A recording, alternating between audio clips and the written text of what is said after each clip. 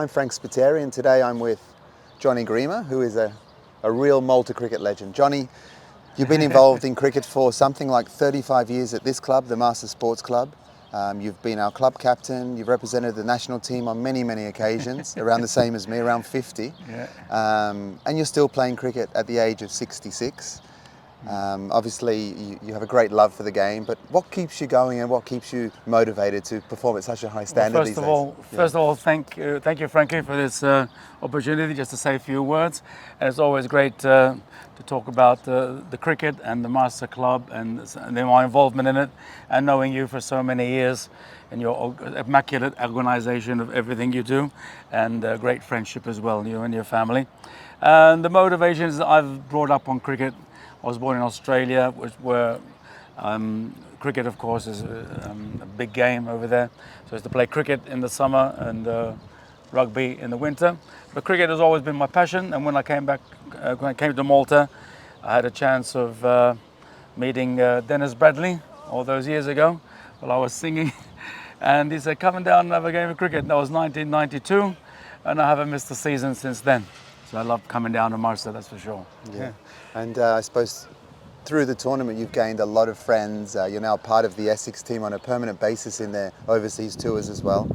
And like me, you have a lot of friends who are very interested in what you're doing at the moment, sending them, whether it be a WhatsApp message or video clips or interviews, and it's just great that they can keep in touch with what we're doing over here as well. Yes, thank you. And thanks to you, I got involved with the festival, the Seniors Festival, a few years ago, and Essex needed a player.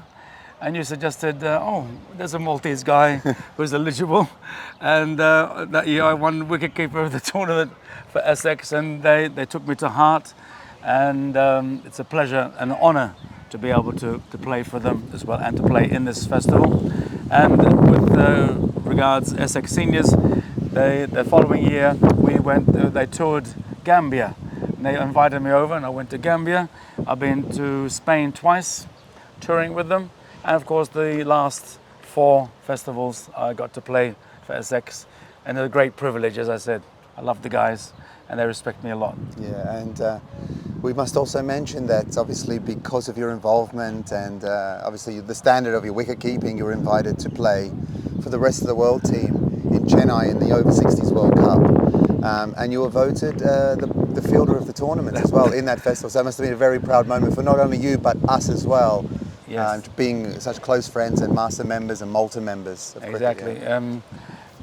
Being playing with Essex, I had a recommendation through one of the guys, and thanks to Mr. Paul Bradley, I was on a tour to the Vatican, and the organizer of the rest of the world team, Colin, he saw me playing of them, and he contacted me through recommendations again to join the rest of the world team in the World Cup, Over-60s World Cup in India, in Chennai.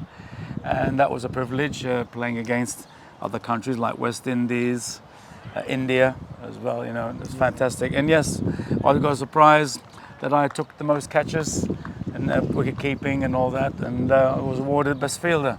I brought home a lovely little trophy to Malta at this lovely club, which have done a lot for me over the years. Sure.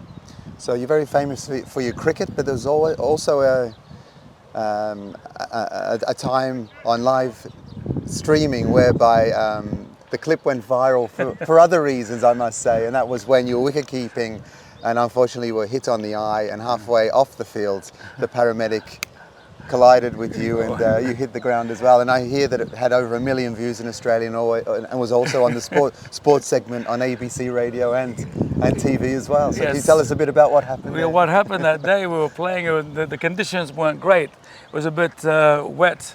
And the ball wasn't carrying, so I moved over a bit closer to the stumps. But one ball took off and went to the side. And as I was lifting my hands, the ball went through the gloves and right into my eye. And the blood pouring out, and I wanted to get off the camera. It was an ECS game. And the commentators were saying, oh, talking, and I didn't know what was going on, but I wanted to get off the field. And I couldn't see where I was going. And unfortunately, the paramedic was coming on the field. At the same time, I turned back, calling the doctor, and we collided. And apparently, yes, it's gone.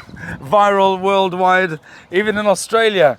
They were talking about it on the radio station. A friend of ours, Joe, was driving home and listening to what they were saying about me. So yes, an unfortunate incident, but all's well that ends well. No problem at all with the eye.